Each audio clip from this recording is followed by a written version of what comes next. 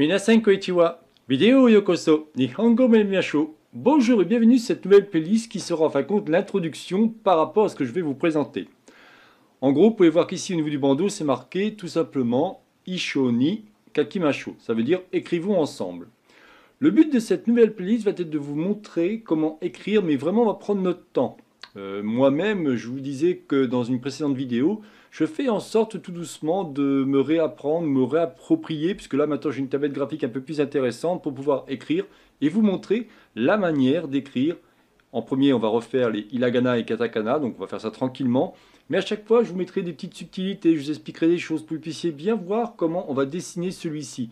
Et tout simplement en faisant ça, vous allez mieux comprendre l'ordre des traits par rapport à l'apprentissage des kanji, qui est une autre playlist. Donc si je résume un petit peu, cette manière de faire va être faite sur un logiciel qui s'appelle Blender. Je vais utiliser le module Breeze Pencil, alors, au cas où, si vous connaissez déjà. Et je vais utiliser tout simplement ma tablette graphique et mon stylet pour pouvoir faire en sorte de dessiner des éléments. Et par exemple, si je dessine, ça sera donc la prochaine... par exemple, si je dessine comme ça, vous voyez, on va voir de suite... Alors là, vous voyez, par exemple, je l'ai mal fait. Là, j'ai tout mal fait, mais c'est pas grave. Ce que je vais vous expliquer, c'est qu'on va pouvoir tout simplement écrire différents éléments. Alors, vous aurez ici, on va dire ici le numéro 1. Je vais plutôt mettre en blanc, pardon. Ici, vous aurez donc le numéro 1, ça va être le kanji principal. Et ici, ça va être des espèces d'aides. Ce que je vous conseille de faire, c'est pareil que moi. Alors, pas sur l'ordinateur, mais par exemple, un papier quadrillé. Et apprenez à bien dessiner vos éléments. Vous verrez qu'au fur et à mesure, cela viendra et ce sera plus facile.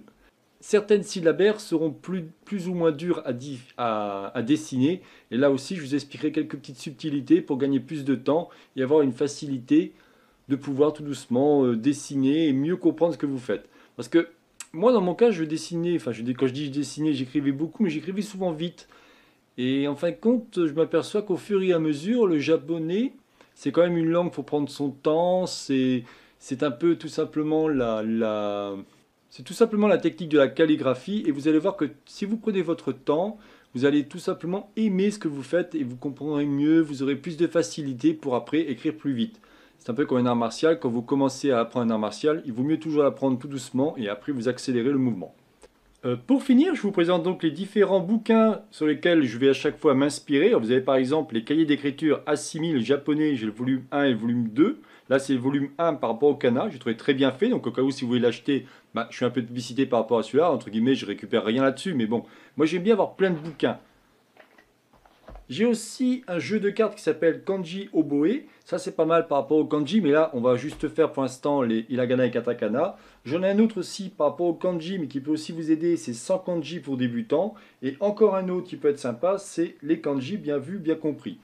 Pour revenir là-dessus, je ferai aussi une autre playlist. Et oui, plein de playlists en ce moment. Je vous dis, avec ma tablette graphique, là, ça va me permettre vraiment d'aller beaucoup plus loin par rapport à ce que j'avais comme projet en japonais. J'aime bien à chaque fois lier le graphisme au japonais. Petite parenthèse, au cas où si vous cherchez à faire du graphisme 2D ou 3D, regardez, vous avez ma chaîne en dessous qui s'appelle Savoir pour tous, qui vous permet d'apprendre toutes ces choses-là.